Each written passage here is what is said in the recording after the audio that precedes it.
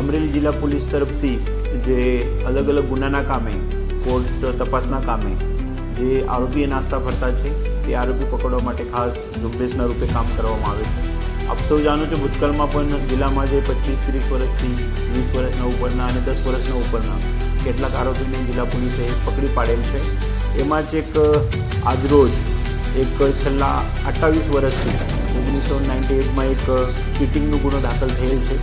એના જે મુખ્ય આરોપી હતા આરોપી કિશોરભાઈ દેવજીભાઈ મહેતા, મૂળ રહે મોરબી, જે તે વખતે એ પોતે સાવરકુંડલા બેંકમાં બેંક મેનેજર તરીકે કામ કરતા હતા અને ત્યારબાદ બેંકમાંથી 90માં નીકળ્યા પછી 98માં એ વ્યક્તિએ બેંકમાંથી જે ભોગ બનનાર ફરિયાદી અશ્વિનકુમાર દવે છે એમનું નામનું ચેક લઈને 98માં એક બેંકમાં એને ચેક ઉપરથી પૈસા ઉપાડેલા હતા અને એ જે પૈસા ઉપાડેલા હતા એ પોતાની વાઈફ મીનાક્ષીબેનના નામે ઉપાડેલા હતા। તો જે તે વખતે 98માં એમ કેસ એટલે કોર્ટના હુકમ ઉપરથી એક ચીટિંગની ફરિયાદ સાવરકુંડલા ટાઉન પોલીસ સ્ટેશનમાં દાખલ થયેલ હતી અને તે કામના એ બંને આરોપી છેલ્લા 28 વર્ષથી નાસ્તા ફરતા હતા।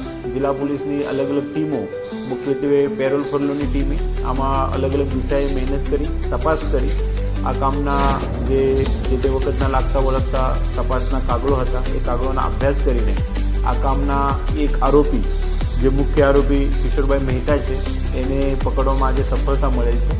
સાથે સાથે આ કામના જે બીજા આરોપી એમની પત્ની મીનાક્ષીબેન છે એ બાબતે પણ એ મૃત્યુ પામેલ છે। તે બાબતની જે પણ પ્રક્રિયા એનું નામ કમી કરવા બાબત તે પણ હાથ ધરવામાં આવેલ છે। તેથી જિલ્લા પોલીસે એક